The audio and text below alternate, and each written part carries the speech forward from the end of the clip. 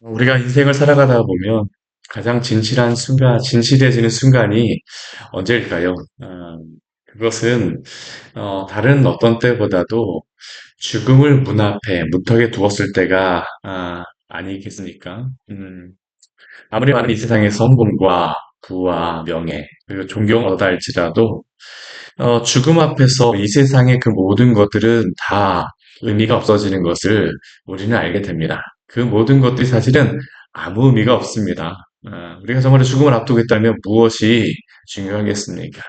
실제로 내 인생에서 우리 인생에서 가장 중요한 것은, 그래서 우리가 죽음 앞에 섰을 때, 우리가 다시 한번 직면해 보게 되죠. 저도 요즘에 저희 장인 어른이 참 몸이 안 좋으시다 보니까 어젯밤에도 제가 거기 저희 아내하고 같이 다녀왔었는데, 여기 가까이 계셔서 다녀왔었는데, 아, 그 앞에 저희 장인 어른 이제 손을 만지고 또 할 때마다 여러 가지 생각이 납니다. 내 인생 가운데 중요한 것은 무엇인가? 오늘 말씀을 보게 되면 히스기야가 이 죽음의 문턱에 서서 하나님께 기도하는 그러한 모습을 볼 수 있습니다. 아, 오늘 1절 말씀을 보면 그때 히스기야가 병들어 죽게 되매라고 말씀하고 있죠. 이 히스기야가 병들어 죽게 되매 그때라고 말하고 있지만 이 시간적으로 보게 되면 19장에서 아수르와의 그러한 전쟁하고 전쟁 이후에 오늘 그 말씀이 성경에서는 나오는 것 같지만 사실 이게 역사적이라든가 그러한 사건들을 보게 되면 이 사건이 조금 더 아수르와의 전쟁 전에 이 사건이 일어나게 되어집니다. 그걸 알 수 있는 게 뭐냐 하면 우리 뒤에 6절 말씀에 보게 되면 내가 너와 이성 라스루 왕의 손에서 구원하고 라고 말씀하고 있는데요. 그러니까 이 말씀 같은 경우에는 이 아수르와의 전쟁 전에 이 스기야가 이 죽음의 문턱에 섰다라는 것을 알 수 있죠. 실제로도 역사상에 보게 되면 이 스기야의 죽음과 이 뒤에 그 바벨론 왕의 그러한 신하들이 히스기야를 만나러 오게 되어지는데 이 바벨론 왕이었던 브로닥 발라다는 이 아수르와 이스라엘이 전쟁하기 전에 이 바벨론이 한번 아수르에게 멸망하게 되어지는 사건이 있습니다. 그렇기 때문에 이 역사적으로 보게 되면 이 20장이 이 19장, 이 18장 앞에 있는 그런 사건이라고 볼 수 있게 되죠. 근데 이 아수르와의 전쟁을 앞두었을 때 히스기야가 이 병들어 죽게 되어지는 그 인생의 가장 중요한 문제 앞에 서게 되죠. 그때 하나님께서는 아모스의 아들 선지자 이사야를 불러서 말씀하여 주셨습니다. 그리고 이사야가 이 스기야에게 가게 되어지죠. 무엇을 가서 이야기를 할까요? 하나님의 말씀을 전하는데 우리 1절 말씀에 오게 되면 여호와의 말씀이 너는 집을 정리하라. 내가 죽고 살지 못하리라라고 어, 이 이사야는 히스기야에게 말을 합니다. 어떻게 사망 선고를 받게 되는 것이죠. 너는 집을 정리하라. 내가 죽고 살지 못하리라. 그런데 이러한 상황 가운데에 히스기야의 그러한 모습을 보게 되면 우리는 한 가지 히스기야의 모습을 볼 수 있습니다. 어떠한 모습이냐 하면 바로 하나님께 기도하는 것이죠. 우리 2절 말씀 같이 한번 읽어볼까요? 히스기야가 낯을 벽으로 향하여 여호와께 기도하여 이르되 자신의 그 죽음을 앞두고 나서 이 세상에 아무것도 없다는 것을 그가 직면하게 되어진 것입니다. 벽을 향하였다는 것은 무엇일까요? 이 세상에 아무것도 보이지 않는다는 것 아니겠습니까? 무엇이 보겠습니까? 죽음을 앞두게 되면 아무리 뭐 이 세상에 많은 사건이 있다 할지라도 그 모든 것들이 다 무의미해지는 것 아니겠습니까? 그러나 이러한 순간 히스기야는 하나님께 기도합니다. 히스기야 같은 경우에는 우리가 성경 말씀 보게 되면 그의 믿음에 대하여서 강조를 하고 있는데 히스기야는 이 절체절명의 순간 가운데에서 가장 진실한 가운데에서 그가 무엇을 하냐면 하나님께 기도합니다. 무엇이라고 그가 기도하고 있습니까? 우리 3절 말씀에 보게 되면 여호와여 구하오니 내가 진실과 전심으로 주 앞에 행하여 주께서 보시기에 선하게 행한 것을 기억하옵소서. 히스기야는 하나님 앞에 간절히 기도하기를 그가 진실과 전심으로 하나님 앞에서 살았음을 간구합니다. 그 이야기합니다. 기도합니다. 물론 그가 진실과 전심으로 하나님 앞에 살았다라는 것이 인간이 아무리 진실과 전심으로 살았다라는 것이 하나님 앞에서 무슨 의미가 있을까요? 그러나 그럼에도 불구하고 그가 하나님 앞에서 열심히 진실과 전심으로 행하였던 것, 하나님만을 향하여 살았던 그러한 것을 하나님을 향하여서 기도하고 있죠. 주께서 기억하여 주시옵소서. 하나님이 기억하시지 않는다라고 하게 되면 인생에 아무것도 의미가 없다는 것을 알기 때문에 그는 마지막 하나님 앞에 진정으로 기도하고 있는 것입니다. 주님, 제가 당신 앞에 생하였던 것을 기억하여 주시옵소서. 실제로 우리가 앞에서도 말씀해 보게 되면 히스기야가 하나님 앞에서 전심으로 행하였던 것을 볼 수 있지 않습니까? 산당을 없애고 그 남유다 안에서 있었던 그 모든 우상들을 제거하고 온전히 하나님 앞에서 하나님만을 섬기고자 했던 그 모든 것들을 가지고 그 하나님 앞에 기도하고 있습니다. 심히 통곡하였다라고 말씀하고 있는 것이죠. 그런데 이렇게 히스기야가 심히 통곡하고 있을 때 오늘 말씀을 보게 되면 4절 말씀을 보게 되면 참 놀라운 일이 있습니다. 어떠한 일이 있습니까? 이사야가 이 말을 히스기야에게 전하고 돌아가는 길에 성읍 가까이에 이르기도 전에 왕궁에서 나와서 그가 성읍 가까이 조금 벗어나진 않았을 때에 하나님의 말씀이 이사야에게 임하는 것입니다. 무엇이라고 하나님께서 말씀하십니까? 우리 이 5절 말씀 같이 한번 읽어보겠습니다. 너는 돌아가서 내 백성의 주권자 히스기야에게 이르기를 왕의 조상 다윗의 하나님 여호와의 말씀이 내가 내 기도를 들었고 내 눈물을 보았노라. 내가 너를 낫게 하리니 내가 3일 만에 여호와의 성전에 올라가겠. 놀라운 말씀 아닙니까?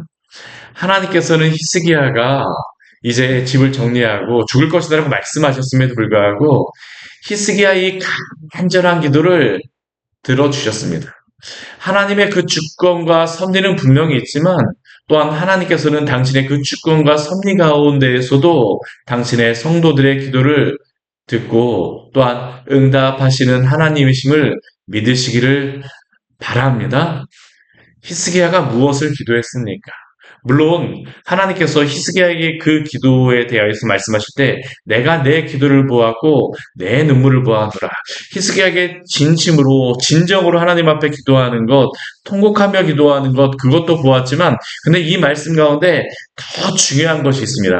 그게 무엇입니까? 우리 5절 말씀에 보게 되면 왕의 조상 다윗의 하나님 여호와의 말씀이 우리 6절 말씀에도 보게 되면 우리 뒤에 말씀에 우리 6절 후반절 말씀에 보게 되면 히스기야가 하나님이 그 히스기야에게 말씀하시는 이 말씀이 있어요. 내가 나를 위하여 내 종 다윗을 위함으로 이 성을 보호하리라. 하나님께서 왜 히스기야의 기도를 들어주실까요? 다윗을 위함으로라고 하나님께서 말씀하십니다. 다윗. 히스기야의 그 기도도 중요하지만 하나님께서 여기서 강조하시는 것은 무엇이냐면 다윗. 이 다윗이라고 하는 인물은 어떠한 인물입니까? 다윗이라고 하는 인물 자체가 중요한 게 아닙니다. 다윗이 하나님으로 받았던 그 언약이 중요하다는 것이죠. 히스기야가 살았던 그 삶은 무엇입니까? 하나님 앞에서 다윗과 언약하였던 그 언약을 붙들고 살았던 사람이 이 히스기야입니다. 다윗도 하나님이 주셨던 그 언약이 있습니다. 그 언약이 무엇입니까? 하나님께서 다윗을 통하여서 하나님의 다윗의 집을 세우시겠다라고 하는 그 약속의 언약입니다. 그리고 그 언약을 통하여서 예수 그리스도가 이 땅에 오시게 되어지는데 이 히스기야는 하나님의 그 언약을 붙들고 살아갔던 그 사람입니다. 하나님 앞에서 하나님의 그러한 언약, 다윗에게 말씀하셨던 하나님의 그 언약을 붙들고 살아갔던 그 히스기야를 하나님께서도 또 기억하시고 다윗에게 주셨던 그 언약에 따라서 하나님이 또한 히스기야를 붙들어 주심을 기억하시기를 바랍니다. 이 다윗의 언약의 중요한 것이 무엇입니까? 이 히스기야가 이렇게 기도하고 있는 중요한 이유가 있습니다. 왜 이렇게 히스기야가 간절히 기도하냐 하면 지금 이 시점에서 히스기야에게는 히스기야를 이어서 왕이 될 그 아들이 아직까지 없었습니다. 그 히스기야를 이어서 왕이 되어지는 그러한 사람이 바로 므낫세인데 므낫세가 12살이 될 때에 왕이 되게 되거든요. 그럼 15년을 살았다고 하게 되면 아직까지 므낫세가 태어나지 않았을 때입니다. 그렇다면 히스기야에게 가장 중요한 그러한 그 문제, 또 가장 그가 걱정하고 있는 그 근심하는 그러한 문제는 무엇일까요? 하나님의 집, 자신을 통하여서 다윗의 언약이 또한 그 다윗의 집이 하나님의 언약이 세워질 그 후손이 나지 않았다는 게 바로 히스기야에게 가장 큰 고민이었습니다. 또한 하나님께서도 그 기도를 들어주시는 것입니다. 또한 그는 무엇을 기억하고 있습니까? 내 종 다윗을 위함으로 이 성을 보호하리라. 이 예루살렘과 하나님의 그 언약에 따라서 붙들고 살아가고자 하는 하나님의 나라에 대하여서 기도하는 히스기야의 기도를 붙들어 주시는 것이죠. 사랑하는 성도 여러분, 오늘도 하나님의 그 언약과 말씀을 붙들고 살아가시기를 축원합니다. 정말로 하나님께서 우리를 붙들어 주신 것은 하나님이 우리에게 당신의 언약에 충실하시기, 신실하시기 때문입니다. 우리가 구원받는 이유는 무엇입니까? 하나님이 우리에게 약속하신 그 약속 때문이죠. 그리스도 안에서 우리를 구원하시겠다라고 하는 그 약속 때문입니다.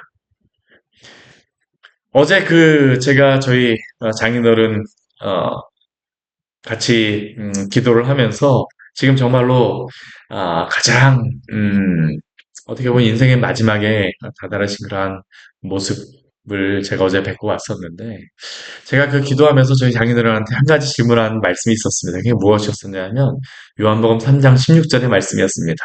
하나님이 세상을 이처럼 사랑하사 독생자를 주셨으니 이는 그를 믿는 자마다 멸망치 않고 영생을 얻게 하려 하심이니라. 저희 장인어른이 나중에 이제 나이가 드셔서 예수님을 믿으셨거든요. 제가 이 말씀을 장인어른이 암송하고 계실까 참 궁금했습니다. 그런데 장인어른 이 말씀은 기억하고 계세요. 그러니까 기억하고 계시더라고요. 그러면 제가 이 말씀을 어, 암송을 하니까 같이 따라서 읽으시는 겁니다. 그래서 제가 저희 장인어른한테 물어봤어요. 하나님이 세상을 이처럼 사랑하셔서 독생자를 주신 것을 믿으세요? 그리고 또 하나님께서 세상을 사랑하신 것처럼 장인어른을 사랑하신 것도 믿으세요? 내가 믿지. 내가 믿지. 우리를 구원하시는 이유가 무엇일까요? 하나님이 세상을 이처럼 사랑하셔서 독생자 예수 그리스도를 주시고 그를 믿는 자에게 구원을 주겠다라고 하는 그 약속 때문에 우리를 구원하신 줄 믿으시기를 바랍니다. 우리 때문이 아닙니다. 제가 장인어른한테 그 이야기를 여쭤보니까 이걸 믿으세요 하니까 장인어른이 그러시더라고요. 근데 나는 내가 그만큼 하나님 앞에서 깨끗하지 않은 것 같아. 이게 우리의 인간의 본연의 모습 아니겠습니까? 근데 우리를 구원하시는 이유는 우리 때문이 아닙니다. 하나님이 예수 그리스도를 통하여서 우리에게 주신 그 약속과 언약 때문에 우리를 구원하신 줄 믿으시기를 바랍니다. 오늘 히스기야가 붙잡는 것도 바로 그것이고 하나님이 히스기야에게 그 생명을 연장시켜 주시는 것도 바로 이것 때문입니다. 히스기야의 어떠함도 참 중요하지만 하나님이 다윗을 통하여 주셨던 그 언약과 히스기야도 하나님이 그 다윗에게 주셨던 그 언약을 붙들고 기도하고 있는 것입니다. 사랑하는 성도 여러분, 그렇게 어떠한 순간, 어떠한 문제가 있다 할지라도 하나님의 약속과 그 언약의 말씀을 붙들고 기도하시기를 축원합니다. 하나님은 언약에 신실하신 하나님이십니다. 오늘 기도의 그 응답도 바로 그것입니다. 하나님의 언약에 충실하신 그 하나님께서 그 기도를 들어주시는 것이죠. 그리고 하나님께서 이렇게 이사야 선지자를 통하여서 오늘 그 질병도 고쳐주십니다. 이사야가 이야기하죠. 무화과 반죽을 가져와. 그리고 그 상처에 놓았을 때에 그 모든 질병이 고쳐진 줄 믿으시기를 바랍니다. 물론 생명은 우리가 어떻게 할 수 없는 겁니다. 그런데 하나님께서 이 언약에 충실하셨기 때문에 또한 히스기야도 이 언약을 붙들었기 때문에 이 생명을 연장시켜 주신다는 것을 우리에게 말씀하고 있죠. 또한 우리 8절 이후에 말씀해 보게 되면 히스기야가 이사야에게 한 가지의 그러한 그 요청을 합니다. 무엇을 요청하냐면 하나님께서 나를 이렇게 낫게 하신다라는 것을 15년의 그러한 생명을 연장시켜 준다는 것을 말씀하셨는데 그 내가 도대체 무슨 징표를 가지고 내가 무엇을 가지고 믿을 수가 있습니까? 이 히스기야의 그러한 그 인생을 보게 되면 징조, 징표라는 게 굉장히 중요합니다. 어제 말씀에서도 징조를 주셨잖아요. 그렇죠? 오늘 말씀에도 보게 되면 히스기야가 이사에게 무슨 징표가 있습니까? 라고 질문합니다. 이 징표를 묻는다는 것은 무엇이냐면 하나님만이 이 일을 하실 수 있다는 것을 그가 믿기 때문에 그가 이 징표를 요구하는 것이죠. 믿음이 없었던 아하스는 징표를 구하지 않습니다. 그러나 하나님을 믿었던 히스기야는 하나님께 이 징표를 구하고 있죠. 하나님만이 나의 구원이시라는 겁니다. 그래서 이사야가 히스기야에게 말하는 것을 한 징표가 임할 텐데 그림자를 10도를 나아가게 할 것인지 10도를 물러가게 할 것인지를 하나님의 그 징표로서 무엇을 구하시냐라고 하니까 그 히스기야가 말하기를 10도가 나아가기는 쉬우니까 그래 할 것이 아니라 10도를 뒤로 물러가게 해달라고 그가 간구합니다. 이것은 무엇입니까? 시계가 거꾸로 간다는 거잖아요. 그렇죠? 이 10도가 어느 정도의 시간인지는 알지 못하지만 그러나 이 10도를 뒤로 물러가게 함으로 하나님께서 정말로 나를 붙들어 주신 것을 보여주십시오라고 히스기야가 아하스에게 또 하나님께 간구하게 되죠. 그때 하나님께서 어떻게 하십니까? 아하스의 해시계를 그 10도를 물러가게 하셨다라고 말씀하십니다. 하나님이 이 모든 것들을 통하여서 주시는 것은 무엇일까요? 아까도 말씀드렸지만 이 말씀은 그 앞에 19장 말씀 전에 나오는 것입니다. 이 말씀을 통해서 하나님께서 히스기야에게 주시는 것은 무엇일까요? 하나님이 어떠한 분인가라는 것을 알려주시는 것이죠. 생명을 주관하시는 하나님께서 이 세상 모든 만물을 주관하신다는 것을 보여주시는 것입니다. 우리가 앞에 말씀, 우리 19장 말씀에 보게 되면 한 가지의 사건이 나왔어요. 그것이 무엇이었습니까? 그 아수르 왕 사네립 같은 경우는 아수르의 신 니스룩의 신전에서 경배할 때에 그가 당연히 보호받아야 될 그 신전에서 그는 목숨을 잃게 되어집니다. 근데 하나님은 어떻게 하십니까? 하나님은 당신의 그 백성들의 기도를 들으시고 또한 당신의 그 백성들의 그 기도에 따라서 오늘도 응답하신 하나님이심을 믿으십시오. 어떠한 순간이라도, 어떠한 환경이라도 주님께 의지하며 나아갈 때에 하나님께서는 그 기도를 들으시고 또한 당신의 백성을 붙들어 주신다라는 것을 오늘 말씀을 통해서 우리에게 분명히 알려주시는 것입니다. 하나님이 어떠한 분이신가? 오늘 말씀을 통해서 하나님이 알려주신 것은 무엇일까요? 기적 자체가 중요한 것이 아닙니다. 하나님이 어떠한 분인가를 알라라는 것이죠. 우리의 믿음은 무엇입니까? 하나님에 대한 믿음입니다. 이 세상 모든 만물을 주관하시는 하나님께서는 우리의 생명까지도 주관하시는 분이십니다. 오늘도 하나님 앞에서 그 하나님의 그 약속을 믿고 믿음으로 살아가시기를 축원합니다. 같이 기도하도록 하겠습니다. 하나님 아버지, 오늘 말씀을 통하여 우리에게 귀한 은혜를 주니 감사를 드립니다.